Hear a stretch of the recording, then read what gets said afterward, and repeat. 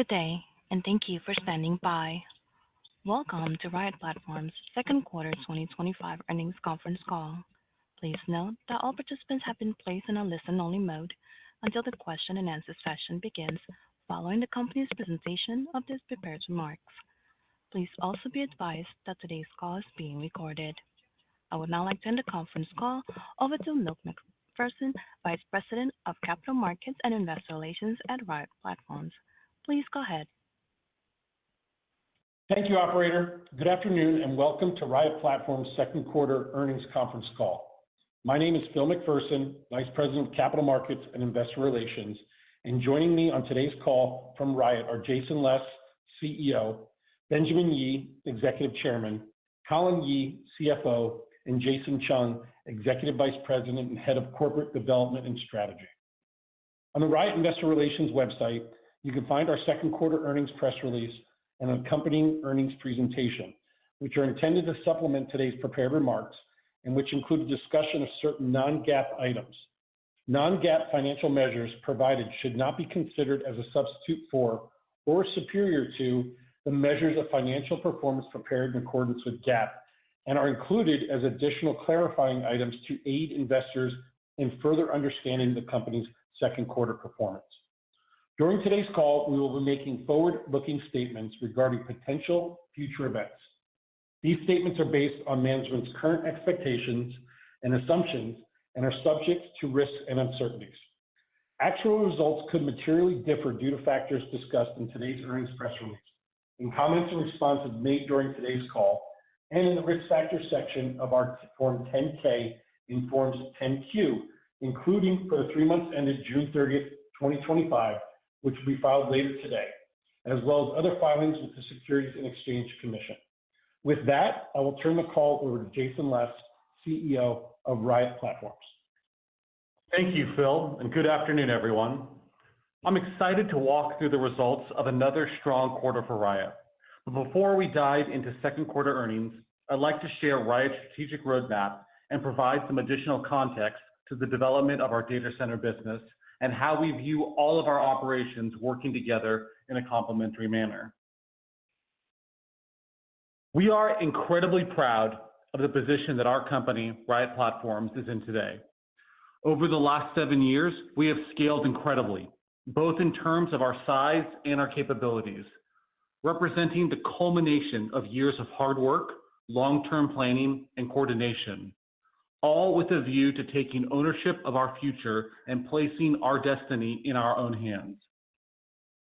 We have grown and evolved as a company, driven by our ability to develop world-class capabilities, including land and power procurement, Bitcoin mining at a globally significant scale, power management and trading at scale, engineering, manufacturing, and servicing critical electrical infrastructure, and significant access to global capital markets. Recently, we have added a new world-class capability. With the hiring of Jonathan Gibbs, Riot's Chief Data Center Officer, and other highly capable professionals from the traditional data center industry, we find ourselves at the beginning of another exciting chapter in Riot's story. With this new capability, we are about to undergo the next step of our evolution as a company.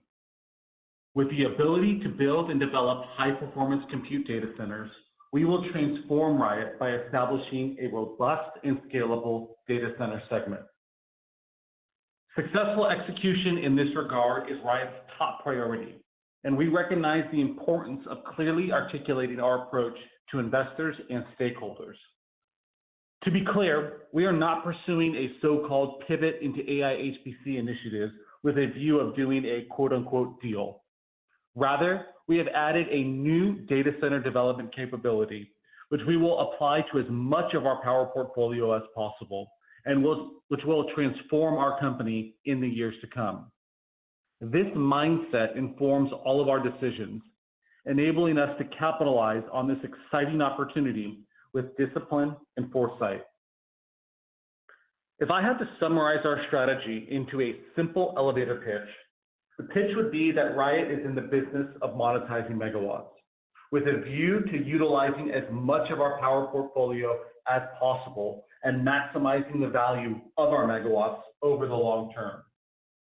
We will maximize the value of our operational assets, specifically optimizing our megawatts to use all available power. We have a great advantage with a portfolio of ready-for-service power, anchored by our operational flagship sites at Rockdale and Corsicana. These assets are not conceptual. They are active today, thanks to prior investments in Bitcoin mining infrastructure. This enables more certain execution on our data center development initiatives compared to a standalone traditional developer. Our Bitcoin mining capabilities have proven integral to this strategy as they underpin our ready-for-service power portfolio. By utilizing our mining capabilities, we have put ourselves in the fortunate position we find ourselves in today, and we can secure new powered sites by playing to our strengths, profitably managing risk, and simultaneously creating a sustainable cycle of growth.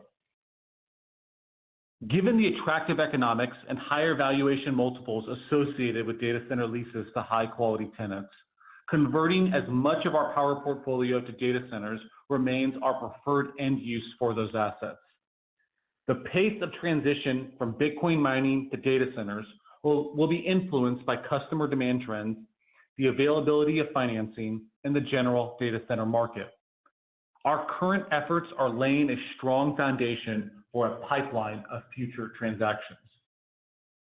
We have many advantages that have put us in an incredible position because we offer a unique combination of significant scale of readily available power in high demand jurisdictions, a strong balance sheet underpinned by holding more than 19,000 Bitcoin and $330 million in cash, and with significant access to the capital markets, experienced hyperscale data center leadership and development capability, scaled efficient Bitcoin mining revenues, generating hundreds of millions of dollars in revenues and cash flows annually, and battle-hardened and experienced management and operations teams.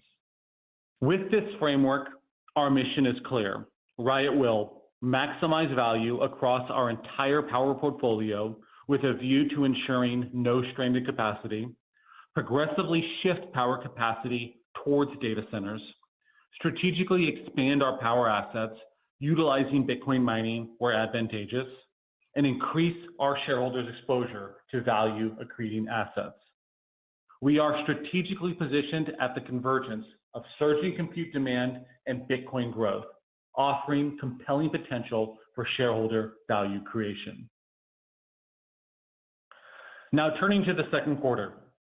We continue to aggressively pursue further development of our data center business build-out and achieved a key milestone in our development plan. More specifically, we announced the hiring of Jonathan Gibbs as our Chief Data Center Officer.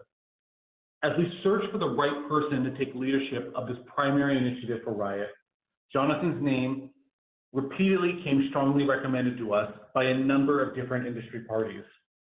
The market for data center talent is incredibly competitive, and professionals with Jonathan's level of expertise are in very high demand.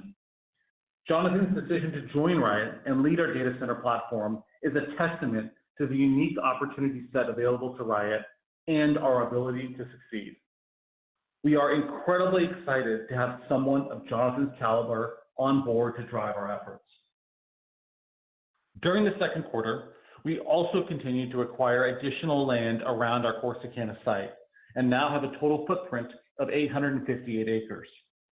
Adding additional land ensures that we can fully utilize the large-scale access to power that we have on site without leaving any power stranded, and therefore maximize the value for Riot at which we believe is the premier data center development opportunity in the country.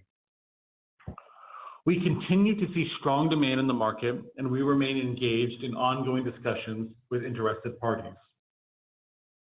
With that said, in the second quarter, we also continued to make strong progress in our Bitcoin mining business, where we have made significant operational efficiency improvements that now place us among the most efficient operators in the industry, while also focusing on lower cost and maintaining a disciplined approach to capital allocation. Riot has also maintained our strong balance sheet, a long-standing key pillar of our business, ending the second quarter with over 19,000 Bitcoin and $330 million in cash on our balance sheet, representing $2.4 billion in liquidity today. We continue to sell our monthly Bitcoin production in order to finance our ongoing operations while raising additional funds via a $200 million Bitcoin collateralized financing facility with Coinbase, allowing us to reduce issuance of stock through our ATM and fund our multiple growth opportunities, driving long-term shareholder value creation. I am proud of what we have been able to achieve in the second quarter. These results and the financial and operational strength of the company will allow us to continue aggressively growing our data center business in a way that will maximize long-term value for our shareholders. I look forward to continuing to report on our progress throughout the rest of the year and beyond. With that, I would now like to turn the call over to Colin Yee, CFO of Riot Platforms, to present our second quarter financial update. Thank you, Jason. I am pleased to present Riot's financial results for the second quarter of 2025. For ease of reference, we have highlighted key metrics on slide 8, which presents a snapshot of key financial and operating metrics for the second quarter. During the second quarter, Riot increased its self-mining hash rate from 33.7 exahash to 35.4 exahash, representing a 5% increase over the course of the quarter, while global hash rate rose by 9% in the same period. Riot produced 1,426 Bitcoin in the second quarter, a slight decrease as compared to the 1,530 Bitcoin produced in the prior quarter, driven by the global network hash rate growing at a greater pace than Riot's deployed hash rate, given our shift in strategic focus to developing our data center business. Year to date for 2025, we have increased Bitcoin holdings per million fully diluted shares from 44.3 to 45.9, representing a Bitcoin yield of 3.7% through the period ended June 30th, 2025. For the second quarter, Riot reported total revenue of $153 million as compared to $161.4 million for the previous quarter, a 5% decrease quarter over quarter, primarily driven by lower Bitcoin production due to global hash rate increasing at a faster rate than our self-mining hash rate. Gross profit for the second quarter was $70.3 million as compared to gross profit of $73.6 million for the prior quarter. Gross margin in the second quarter equaled 46%, flat with the prior quarter.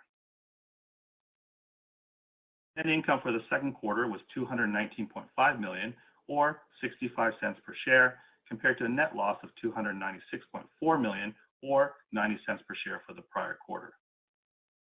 This net income was primarily driven by mark-to-market adjustments due to the quarter-end appreciation in Bitcoin price and marketable securities totaling $477 million. As a reference, the Bitcoin price at the end of the first quarter was $82,534, while the price at the end of the second quarter was $107,174, resulting in a mark-to-market upward adjustment of $470.8 million for the quarter. Net income for the quarter also included a $158.1 million loss on contract settlement as part of the Rhodium acquisition, depreciation and amortization expense of $83.2 million, non-cash stock-based compensation expense of $30.1 million, and was positively impacted by the release of $26 million in restricted cash associated with the post-closing dispute settlement with Northern Data.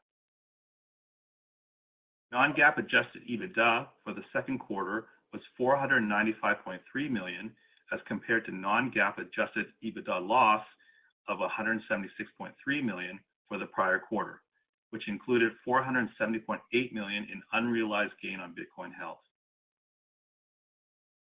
Cash SG&A for the quarter was $45.8 million, including one-time litigation expenses of $14.3 million and advisory fees of $2 million.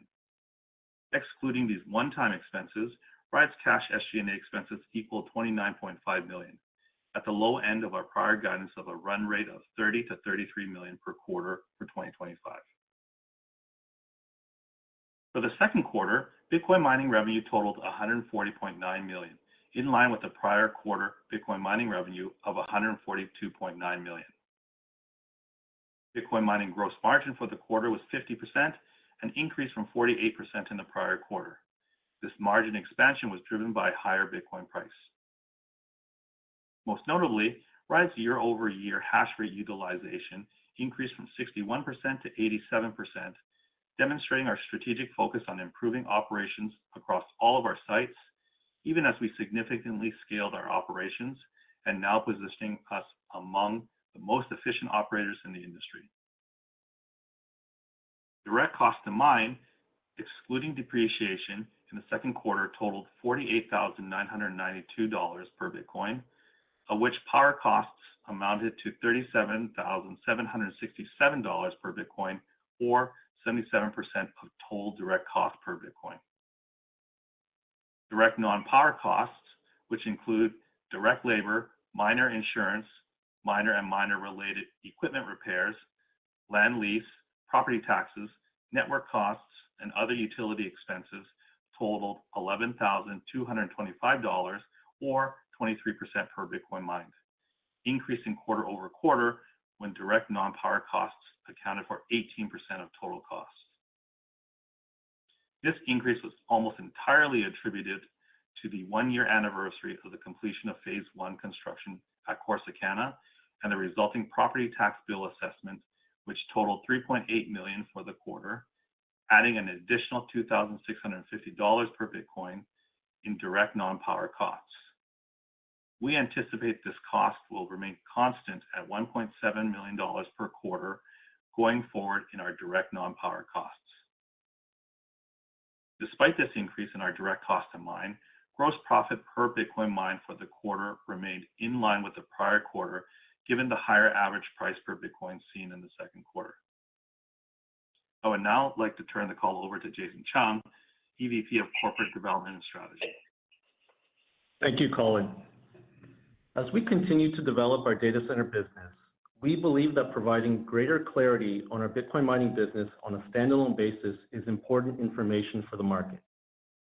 On page 11 of our second quarter earnings presentation, we have outlined the underlying run rate profitability of our Bitcoin mining business for the second quarter of 2025. The column outlined in the middle of the slide provides a step-by-step walkthrough of key profitability drivers for our Bitcoin mining business, ultimately culminating in run rate EBITDA for the quarter.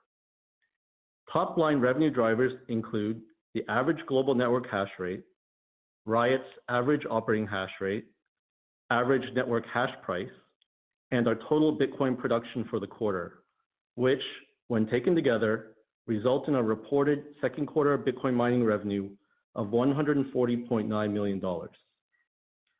As highlighted on the prior slide, total direct cost per Bitcoin for the second quarter was $48,992, and when applied to the 1,426 Bitcoin we produced during the quarter, equates to our reported Bitcoin mining gross profit of $71 million, or 50% on a gross profit margin basis.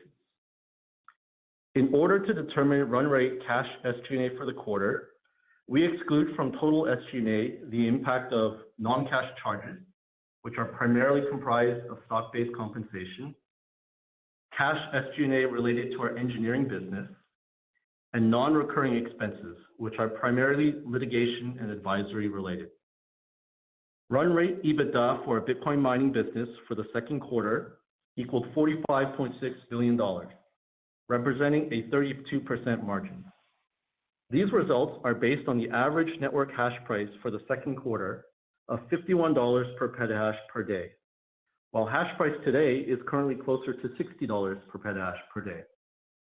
Our Bitcoin mining business demonstrates strong leverage to changes in hash price, and as an illustration, applying current hash price of approximately $60 per petahash per day to the second quarter results would have resulted in a 70% increase in our run rate EBITDA for the quarter. At the same time, we continue to focus on controlling and reducing costs. Non-cash charges, which are primarily comprised of stock-based compensation, are temporarily elevated at present, but will be meaningfully and dramatically reduced from mid-next year onwards. and we will provide more detailed guidance on the expected reduction in stock-based compensation in the next quarter. As Colin previously mentioned, litigation expenses represent the bulk of our non-recurring cash expenses for the quarter, constituting $14.3 million out of the total $16.3 million. While litigation expenses can be difficult to forecast, we continue to work to reduce these expenses as well. For instance, our recent acquisition of Rhodium's assets and settlement agreement during the quarter have eliminated litigation costs associated with this dispute.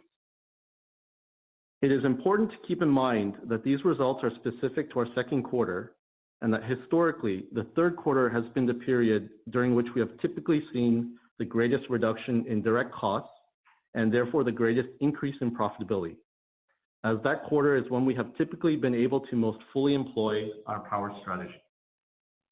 I will now turn the call back over to Colin Yee to continue with the second quarter financial update. Thanks, Jason. Before diving into the financial results of our engineering business for the quarter, it would be helpful to discuss the underlying significant strategic benefits that this business brings to Riot. Our engineering business provides critical, long lead time items directly applicable to developing large-scale data center infrastructure. By directly controlling this business, we can ensure timely, cost-competitive availability of critical electrical components, representing a key competitive advantage in planning for ongoing development of both our Bitcoin mining and data center businesses at a time when other developers face supply constraints. Further, through our acquisition of E4A Solutions last year, the engineering business also brings added in-house expertise in commissioning, operating, and maintaining electrical infrastructure, allowing us to better maintain existing equipment, which reduces downtime, and extending the life cycle of our equipment, which reduces additional CapEx spend. Direct savings to Riot on CapEx spend associated with ESS Metron since its acquisition in December 2021 already totals $18.5 million to date, and we anticipate additional ongoing cost savings well into the future. Now, let's dive into the financials. During the quarter, the engineering business achieved a record in order bookings, taking our backlog to $118.7 million and setting the stage for a strong second half of 2025. During the quarter, engineering revenue totaled $10.6 million, a 14% decrease relative to the prior quarter revenue of $13.9 million. Total revenue excludes $5 million of intercompany purchases made in the second quarter by Riot for CapEx. With that, I would now like to turn the call back over to Jason Les. Thank you, Colin. As I discussed in my opening remarks, Riot's strategy is to maximize the value of the megawatts that we currently have readily available. With the closing of the Rhodium asset acquisition during the second quarter, we now have access to an additional 125 megawatts of power capacity at our Rockdale facility. Following careful evaluation, we determined that the optimal use for this additional capacity in the immediate term is to upgrade it to support enhanced Bitcoin mining use. As such, we have recently entered into purchase orders with MicroBT for new miners to be deployed at both Rockdale and Kentucky. In total, this order consists of 10 exahash of MicroBT's most efficient miner, the M60S++, with an efficiency rating of 15.5 joules per terahash. At current hash prices, coupled with Riot's low cost of energy, we anticipate a relatively quick payoff period on this purchase. Given the attractive economics and higher valuation multiples associated with data center leases to high-quality tenants, our long-term goal for this additional capacity is to transition it to data center use when appropriate. These capital expenditures are fully funded through year-end 2025 with Riot's current cash on hand. As a result of this increase in 2025 CapEx, we are raising Riot's fourth quarter 2025 hash rate forecast from 38.4 exahash to 40 exahash, representing a year-over-year hash rate growth of 26%. A portion of the new miner order previously highlighted will be deployed during the first quarter of 2026, and as such, we are also providing an initial first quarter 2026 hash rate forecast of 45 exahash. This pace of hash rate growth is anticipated to allow Riot to maintain our approximate 4% share of the global Bitcoin network into the first quarter of 2026, while we continue to focus on the development of our data center business. In January 2025, Riot formally announced our pivot to utilize the available 600 megawatts of power at Corsicana for data centers that serve high-performance computing. In just 7 months, Riot has accomplished the following. 1. Engaged Altman Solon to perform a comprehensive evaluation of the Corsicana site. 2. Expanded our board to include key data center and infrastructure development expertise. 3. Engaged financial advisors to assist in our go-to-market strategy, financing, and strategic partnership exploration. 4. Continued development of the 600 megawatt substation at Corsicana, with 400 megawatts on track for the first quarter of 2026, and the second 200 megawatts expected to come online in the second half of 2026. 5. Building internal expertise, recruited and hired Jonathan Gibbs as Chief Data Center Officer, along with other veteran data center talent. And 6. Progressing on the basis of design for our data centers. All of these steps are being taken in a methodical, step-by-step manner in order to put us in the best position possible to secure a lease with a tenant and build a sustainable data center business. Further, when combined with our Bitcoin mining operations and resulting ability to monetize powered land, as well as our strong balance sheet, we are well positioned to expand our power portfolio further as attractive opportunities arise. Building a world-class data center team starts with the right leadership. In June, Jonathan Gibbs joined Riot as our Chief Data Center Officer, bringing more than 15 years of global experience leading end-to-end data center development and operations.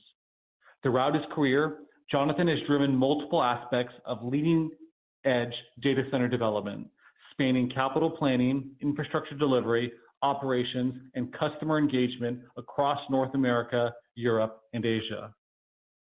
Jonathan has led cross-functional teams responsible for design, construction, procurement, critical operations, ESG, EHS, and sales engineering, and has successfully led development of over 1 gigawatt of capacity, representing more than $17 billion in global investment. Most recently, he served as Executive Vice President of Product Delivery at Prime Data Centers, overseeing the execution of hyperscale and enterprise data centers across the United States.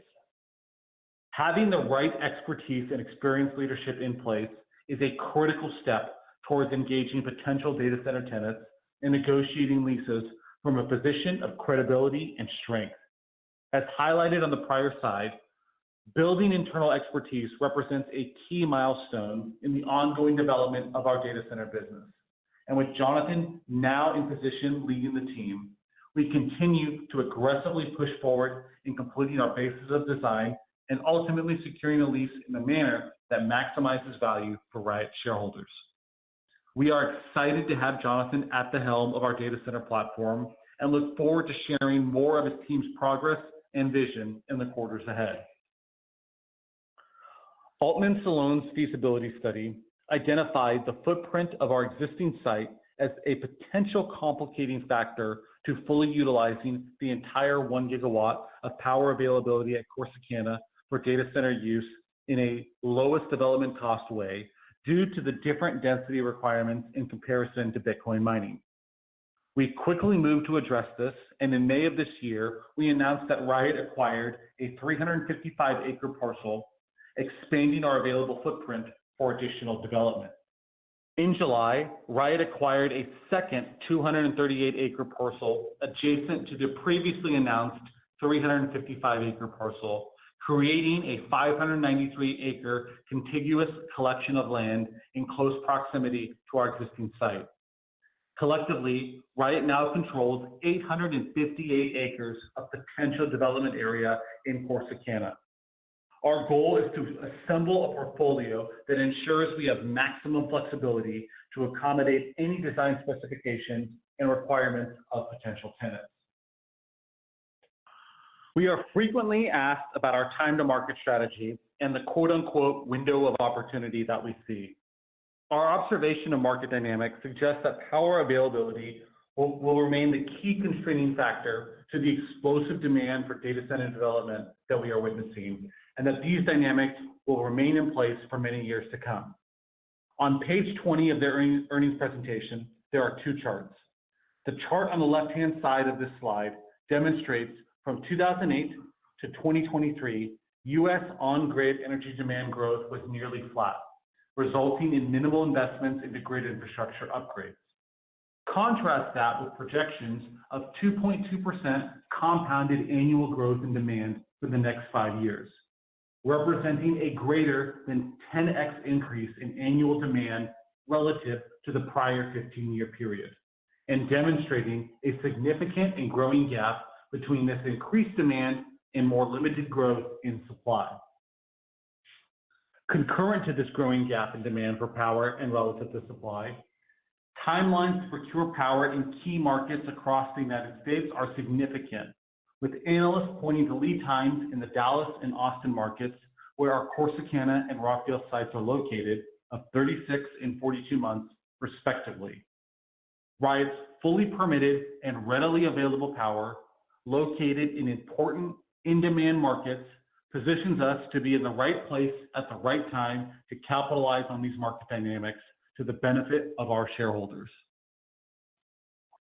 In closing, we have many advantages that have put us in an incredible position because we offer a unique combination of significant scale of readily available power capacity in key high-demand jurisdictions, experienced, credible, hyperscale data center leadership and development capability, strong balance sheet underpinned by more than 19,000 Bitcoin and $330 million in cash and significant access to capital markets, large-scale, efficient Bitcoin mining operations generating hundreds of millions of dollars in revenues and cash flows, and battle-hardened and experienced management and operations teams.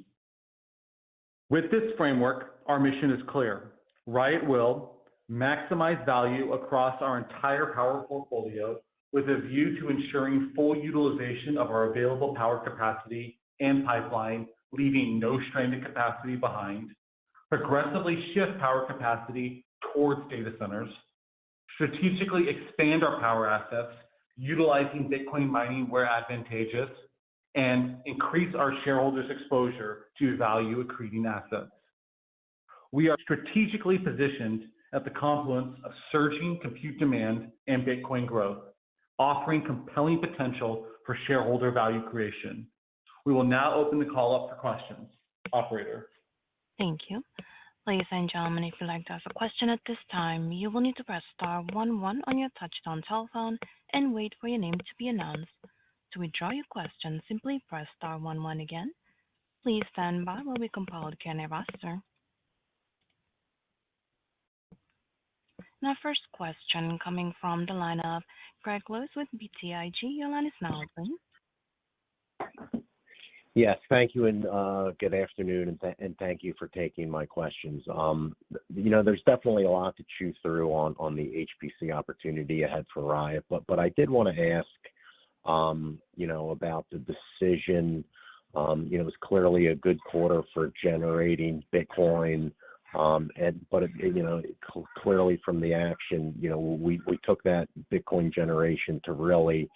We sold that to monetize it. Could you talk a little bit about that decision to do that and how you're thinking about the HODL strategy, in the back half of the year or even longer term? Hey, thanks for the question, Greg. This is Jason Chung. Maybe I'll take a stab at that one. So I think this quarter is an interesting representation of how we think about our financing strategy and the different levers available to us. And just looking at, for the past quarter, the two levers that we exercised most heavily, one was sales of our Bitcoin production. The second was leaning into our Bitcoin stash to borrow and enter into the Coinbase facility for $200 million. The sale of Bitcoin production allows us to more than cover our operating costs, and therefore frees up the additional capacity or minimizes our requirement to issue into the ATM, and really allows us to focus any financing raised through that very specifically towards growth opportunities, which we believe are going to be value accretive to our shareholders. And so I think that's kind of how we thought about things for the quarter, and probably a good reflection of how we currently think about things as well. As Bitcoin prices increase, that does give us additional room or comfort around our leverage levels and the ability to consider expanding the amount of financing we draw upon there as well. So I think as we continue to see how Bitcoin prices evolve, you'll see us continue to take advantage of different market conditions as we think about what's optimal from a capital perspective for the quarter.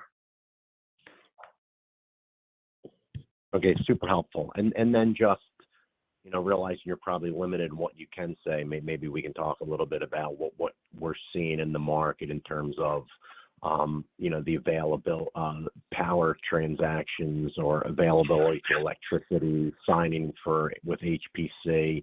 If you could kind of talk to the pricing dynamics, how things have been trending. I feel like more recently it was kind of in the $120 a megawatt range is some of the things that we've been hearing. Kind of curious if that's kind of where you're hearing the market is, and then really the question I have is, as we think about sizing, is there a premium that you're seeing in terms of having larger amounts of power available, i.e., if we're looking at a couple 100 megawatt power deal versus say a half gig plus, is there any kind of premium for that larger power deal, just in thinking about how potential transaction could shake out? Yeah, Greg, this is Jason Less now. I think at a high level, we're seeing very robust demand in the data center market. Our view continues to be that what exists out there in terms of power and infrastructure is really not close to sufficient to meet what's forecasted demand, and hyperscalers continuing to announce higher levels of CapEx budgets. They have serious demands for more data center capacity that really cannot be satisfied by new power that's expected to be available. What we see is the implications of the AI arms race being very clear here. There's a trend for more compute demand. That's very clear. So we believe demand is going to continue to be robust, and we are building a business here, building a platform to be able to serve it. As far as monthly rates go, I think there's a lot of different components that go into what an ultimate lease might be. And it's important to look at a deal like this as a sum of all of its parts, maybe instead of just a single metric. You'll see a range of rental rates, and those will have somewhat of a correlation to the type of tenant that you're getting. There's a bit of credit risk often built into what those monthly rates are. And you'll see term and other components of these agreements. So I think it's important to look at these in all of the parts that comprise them, and not necessarily just what that monthly rate would be. It can be a range, and other components could enhance that deal or make that deal worse off from the perspective of the lessor. Now, I think the last part of your question was, is there a premium for large-scale power? I don't know if I can comment right now if there's a premium for that power, but what I can say is that there's a premium of interest for large scales of power. So for tenants, everyone is massively scaling. Hyperscalers are looking to take down gigawatts and beyond now. And as everyone else increases their demands for compute, we're now seeing neoclouds taking down capacity at levels that hyperscalers once did, and now enterprise tenants taking down capacity at those significant levels as well. So what any long-term growth-oriented tenant is going to be thinking about is their pipeline for expanding. Instead of having to solve a problem for capacity over and over and over again with different providers, what we see is customers who are interested in capacity available beyond just what their initial lease might be. So when you talk about a premium for capacity, that's how we think about it. There's a premium that is, in essence, garnering customer interest because they see an ability to expand beyond just what an additional phase of a development or lease might be. And that we have found is very helpful for having productive discussions. Okay, well, hey, super helpful. Thank you for the time, gentlemen. Thank you. Our next question coming from the line of Nick Giles with B. Riley Securities. Your line is now open. Thank you, operator.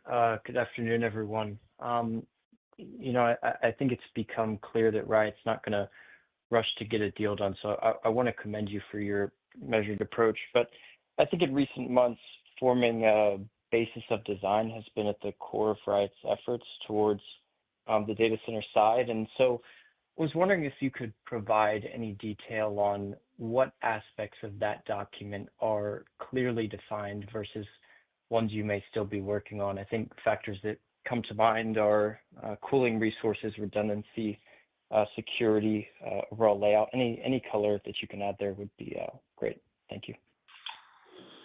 Yes. So first off, bringing an experienced data center executive like Jonathan Gibbs on board alongside other talent that's been recruited with significant experience in data center development has aided us considerably in building this basis of design. Of course, it is this data centers team's project and an objective to accomplish here.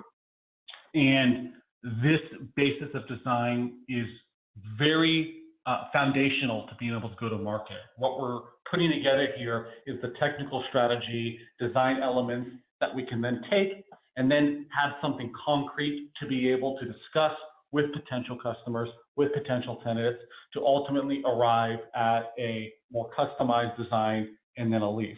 So we see this as, one of multiple milestones, but a very key milestone in progressing towards getting a lease here. We have been working at this quite a bit. Jonathan and his team has, and there's been significant progress made already.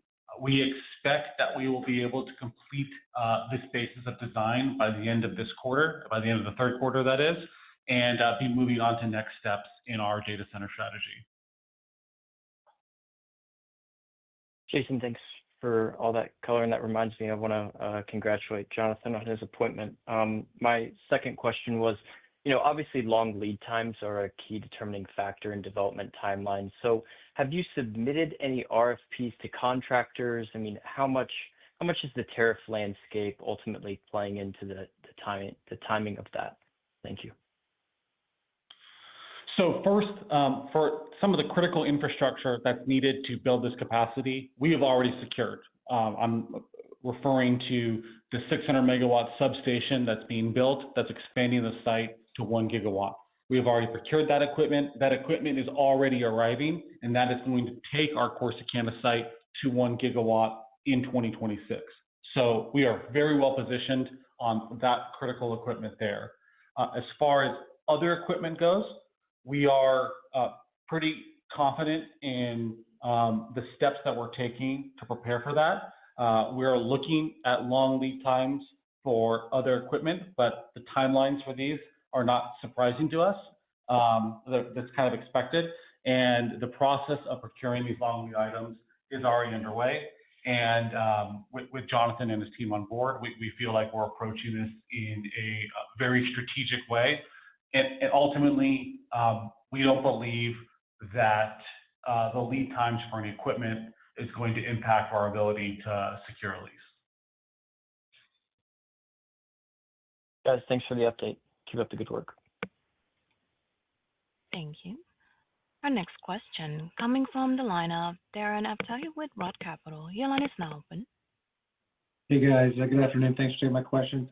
Just following up on the master site design timeframe being completed by the end of this quarter. Can you speak to the potential tenants that you're engaged with?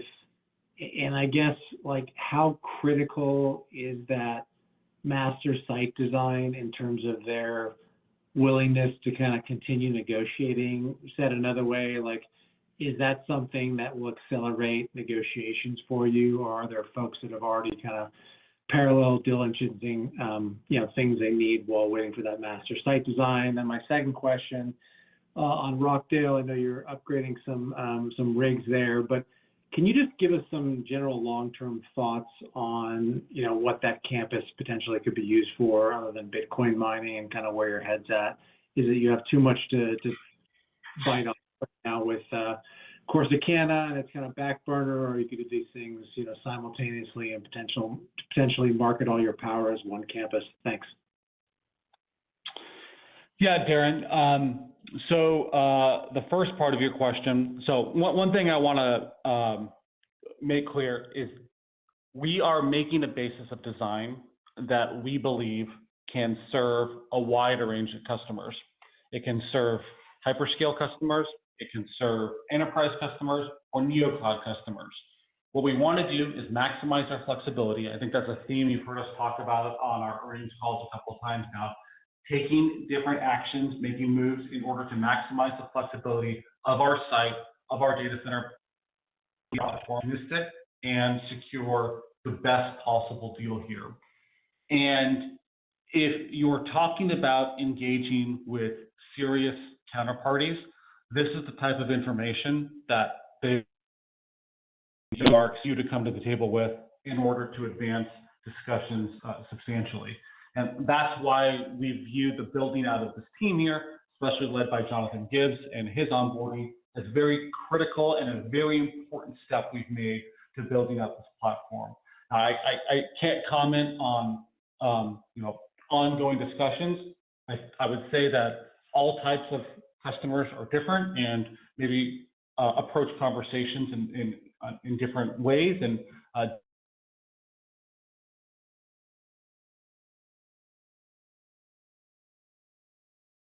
different milestone in order to have serious discussions here. So we look forward to sharing more about this with the market as it's completed, and being transparent and sharing our milestones and our roadmap to building out our platform here and ultimately securing a lease. With respect to with respect to Rockdale, our primary focus is scaling our data center business and maximizing the value of all of our power assets. Because of that, because of the economics that you can get with data center leases and how the market values that data centers are the ultimate ideal use for us for all of our power capacity. What's great about Riot is we have a lot of power capacity to work with. Megawatts alone, which is our available capacity at Corsicana, that represents a very substantial data center campus in its own.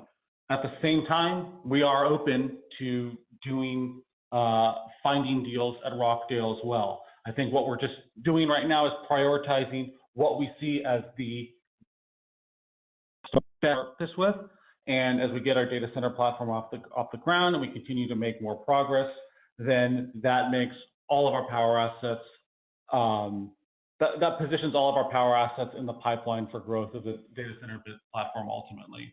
So you can think of our strategy as using Bitcoin mining at sites like Rockdale to monetize that power, to ensure that no power is stranded and wasted, turning that into meaningful cash flows for the company, and then ultimately looking to transition that capacity to data center leases when the time is right. Thanks, Jason. Thank you. Our next question coming from the line of Brett Knoblauch with Cantor Fitzgerald. Your line is now open. Hey guys, thanks for taking my question. Maybe an update on the kind of your Bitcoin mining outlook. I know you guys kind of raised guidance for the end of this year and the first quarter as well. Network hash has kind of been stubbornly continuing to go up. Maybe high level, where do you see network hash going? Is there a level where you think maybe it kind of plateaus a bit? And I know you talked about being 4% share. Is that kind of like a goal that you guys want to maintain for the long term, or how should we think about that? I think that the 4% share is not a mandate that we have. That's something that we see ourselves being in just based on the growth that we've outlined and kind of a near-term estimate of global network hash rate in the next 6 to 12 months. But by no means are we intending to, always maintain a certain percentage. But going back to the first part of your question, I think Bitcoin miners will face the same types of scaling challenges that data centers are. There's very limited amounts of power, and from what I think we're seeing and what we're excited about is data center customers are paying a lot more for that than Bitcoin miners ultimately would. So while Bitcoin miners have other options for power that data centers don't, I think they will also be constrained in how they scale, which has the potential to have a positive impact on hash price in the future. At Riot, what we're focusing on is maximizing the value across our power portfolio, trying to maximize the value of all of our megawatts, and not straining any capacity. So what we shared with the growth that we have going on in Kentucky and the hash rate growth that we have at Rockdale, those are moves in accordance with that strategy, and I think represent measured growth of our Bitcoin mining segment. We're looking at approximately 26% year-over-year growth from 24 to 25, and then approximately 10% growth from 2025 to 2026. Awesome, that's helpful. And then maybe just on the maybe Corsicana, I think a lot of the conversations we've had, kind of suggest that is maybe one of, if not the best, potential AI HPC data center sites out there. Are you guys getting kind of like similar feedback when you guys are looking at, potential customers or kind of what to do with maybe the remaining 600 or full gigawatt there? What we're focused on with launching this data center platform is building a strong foundation. We want to get off on the right foot here.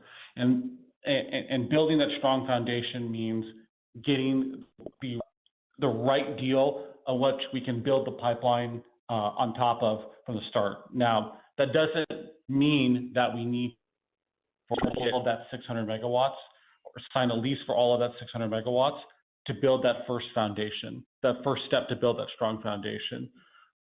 We are looking at this capacity and building it out as a phased approach. We see building this out in different segments, and we'll be talking about that more in the future. And the fact that the site has so much capacity means that ultimately there may be one tenant that wants all of that. I discussed in an earlier question, the fact that there's so much growth in one site is, we believe, very interesting to lots of customers out there who have a very robust demand forecast. So it's to be determined how this is all segmented out, but we are approaching the market with a design that we believe can serve a wide range of the market: hyperscale customers, enterprise customers, and neoclouds. And what's important to us is getting this off on a solid foundation to start, and then ultimately, like I stated again, there's lots of room to grow here and the potential to do a larger deal from there. Awesome, thank you. Really appreciate it. Thank you. Our next question coming from the line of Paul Golding with Macquarie. Your line is now open. Thanks so much. I wanted to ask about Corsicana and drill down to some of the infrastructure components. I noticed in the slide on 2025 CapEx that there's a waterline project expected to be completed in Q2 26, and just overall looking at the substation development line item for Corsicana, I was wondering if you could expand on any of the infrastructure components for Corsicana that are maybe factoring into the conversation still pending with potential tenant counterparties as opposed to these deals having been signed already? And also, just to help us understand the extent to which water access has already been secured given the water retention pond that you have and the importance of that for HPC and AI liquid cooling. Thank you. So starting on water, Paul, as you noted, we have a significant size retention pond that allows us to use a lot of the water that's just naturally generated on site. It's Texas, but still gets a lot of rain. We have secured the plans and the approvals to build out a water line, and that will ultimately, that's a part of giving us maximum flexibility to serve customer demands. What we're seeing on the data center technology side is cooling technologies becoming more and more water efficient as time goes on. In order to be flexible, we didn't want to bank on that, so we're securing enough water that we believe would be ample for a full 1 gigawatt development. If someone needed that amount of water in order to achieve the cooling strategies that they have or that they require. As far as the infrastructure for Corsicana, I think we are in a great position and probably have a considerable leg up on what other data center developers might be at this stage. We've already made the decision years ago, really, to be procuring this equipment. So it's already coming in now. That's significantly, I think, de-risk the timeline to getting that power online. Also combined with the fact that we have this approved already. We have the FEA for this already. It is all baked in and ready to go. So that, I believe, puts us in a great position when we have conversations with tenants because this power is not theoretical. This power isn't pending certain steps happening. This power is coming in the next 6 months and scaling up from there. Great, thanks. And maybe a follow-on to that. We've talked on the call around about price, potential pricing in the marketplace and premiums or premium for demand. You've spoken on the call about data center customer requirements, and that's factoring into this build concept. As you have these conversations, just wanted to verify, is the plan still, or is what you're pursuing still the option to construct the facility and the power infrastructure for these tenants in a yield on cost or build to suit scenario, or are you getting inbounds, or are you considering inbounds where someone else is building it and leasing the power and the infrastructure? Thank you. So our philosophy at Riot has been to maximize the value of our assets. And we believe that build-to-suit model is going to be the best way to maximize the value of our portfolio of assets, especially at Corsicana. That being said, we do not intend on building out the site beyond a initial stage without a lease. We're not looking to build out a site on spec. We believe that by finalizing the design here, understanding what that is with customers, and then being able to take initial steps to get things off the ground, which we already have done with building up the substation and the water. These would be foundational steps to any data center. We are willing to invest in order to get things moving off the ground and getting to the point of getting the lease, but we are not looking to build to suit a site on spec and take on all that risk without having a lease in hand. Great. Thanks, Jason. Thank you. Our next question coming from the line of Reggie Smith with JP Morgan. Your line is now open. Hey, Jason, congrats on the quarter. I guess I'd like to follow up on the last question, and I appreciate you guys wanting to actually build to suit. But I guess my question is,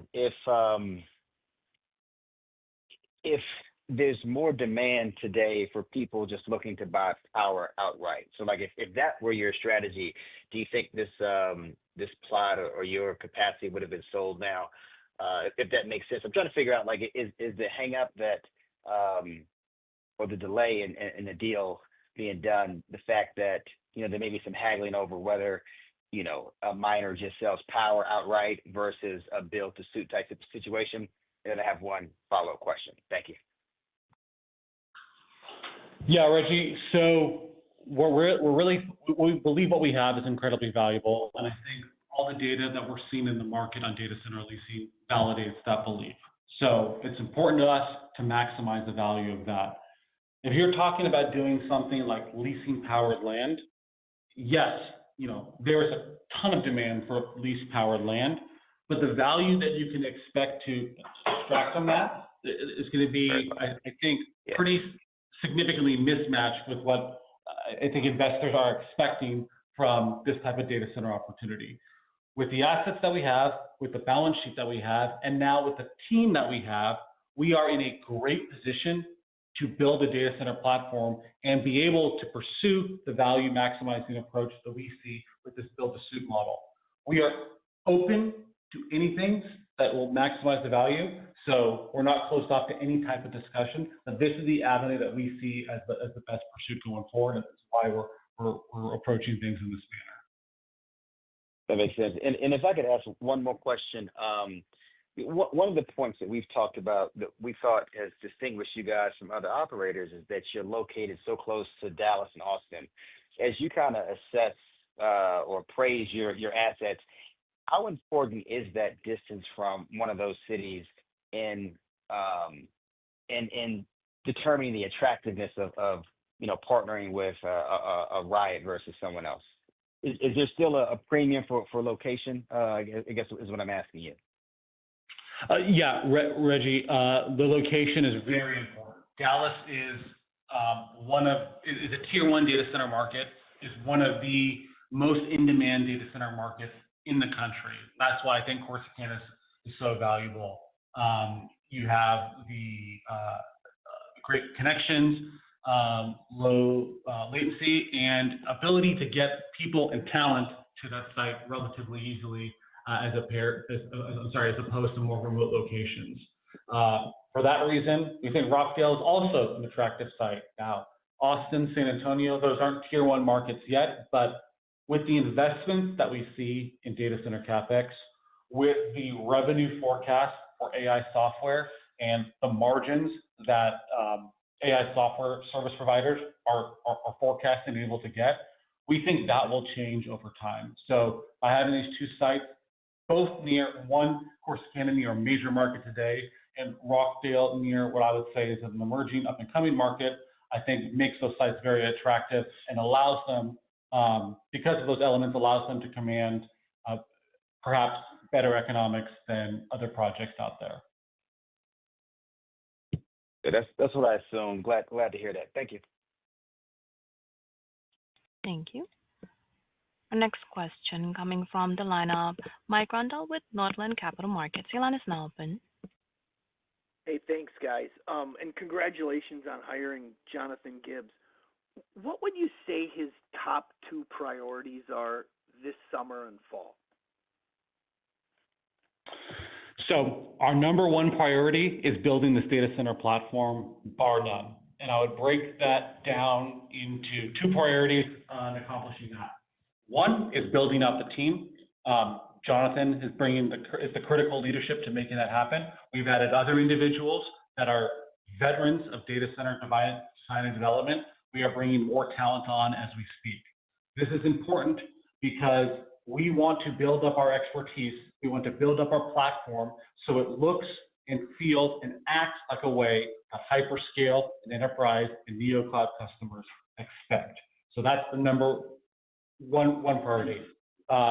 I guess second priority in parallel, I'm not ranking one over the other, is completing this basis of design at Corsicana. This will allow us to have more substantive discussions with potential tenants, allow us to advance the design further, work in different customization necessary, and really gets the critical parts of negotiations happening. So 2 priorities. Number 1 priority, building the data center platform. 2, building the team and building the big design. Got it. Hey, thank you. Thank you. Our next question coming from the line of Stephen Glagola with Jones Trading. Your line is now open. Hi, Jason, Colin, and Jason. Thanks for the question. How will the new requirements in Texas Senate Bill 6, such as like grid upgrade cost sharing, mandatory backup generation disclosure, curtailment obligations, so forth, affect the cost structure and operations of your mining and your HPC activities at both Corsicana and Rockdale? Thank you. So first important to note is that for both of these sites, we have FEAs already in place. So we do not expect to need to renegotiate those FEAs in any way as a result of this change or as a result of this new legislation. This legislation launches a lot of exploratory work and information gathering. That's something that Riot, our very capable public policy team, our power team, and our industry partners are all very involved in. One of the parts of SB6 is looking at the 4CP program. That's something that Riot participates in order to reduce our transmission charges. That program may see changes as the working groups from this legislation progress. We hope and we're working to ensure this doesn't have too much of an impact on our transmission charges. Ultimately, there's lots of different ideas of how the changes to that program could take place. So it's really too early, I think, to speculate on that. As far as the other requirements go, I think that is probably going to impact new FEAs and new interconnection agreements more than it is us.